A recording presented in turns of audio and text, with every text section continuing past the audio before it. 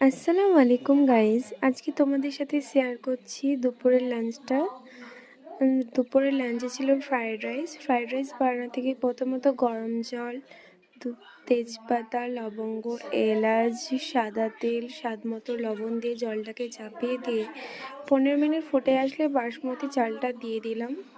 বাসমতি চালটাকে 80% রান্না করে নেওয়ার পরে একটা পাত্রে তুলে সেটার ভালো করে জলটা ঝরিয়ে নিতে হবে এবং জলটা ঝরিয়ে নেওয়ার পর কড়াইয়ে তেল দিয়ে এক বাটি গাজরটাকে ভালো করে ভেজে নেব।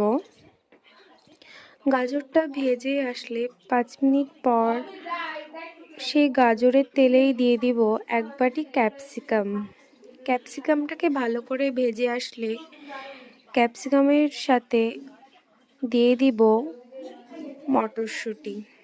তোমরা বিনও ইউজ করতে পারতে, আমাদের বাড়িতে যেহেতু বিনটা আনা ছিল না সেজন্য আমরা এখানে মটরশুঁটি ইউজ করেছি এবং ভালো করে ভেজে নেওয়ার পর উপকরণগুলি তুলে রাখবো।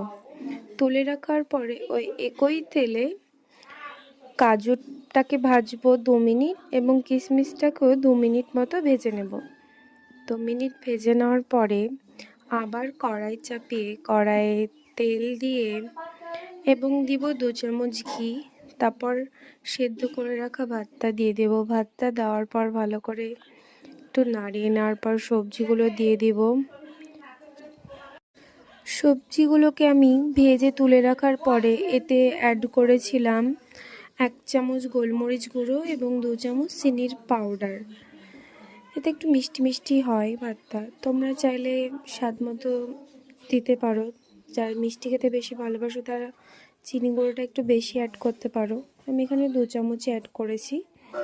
তারপরে সবজি, কাজু, কিশমিশগুলোকে একসাথে ভাতটার সঙ্গে হালকা হাতে ভেজে নেওয়ার পরে অ্যাড করব সয়া সস দিয়ে ভালো করে ভেজে নেওয়ার পরে তুলে নিব ফ্রাইড রাইসটি একটি পাত্রে এবং গরম গরম ফ্রাইড রাইসটি পরিবেশন করব কষা কষা চিকেন এবং পাঁপড় দিয়ে।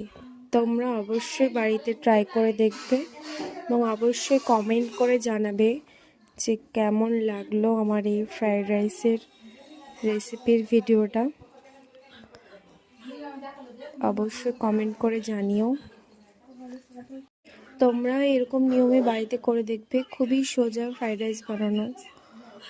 তোমরা অবশ্যই কমেন্ট করে জানিও যদি তোমরা এটা ট্রাই করে থাকো। তো খেতে কিন্তু অনেক দুর্দান্ত স্বাদ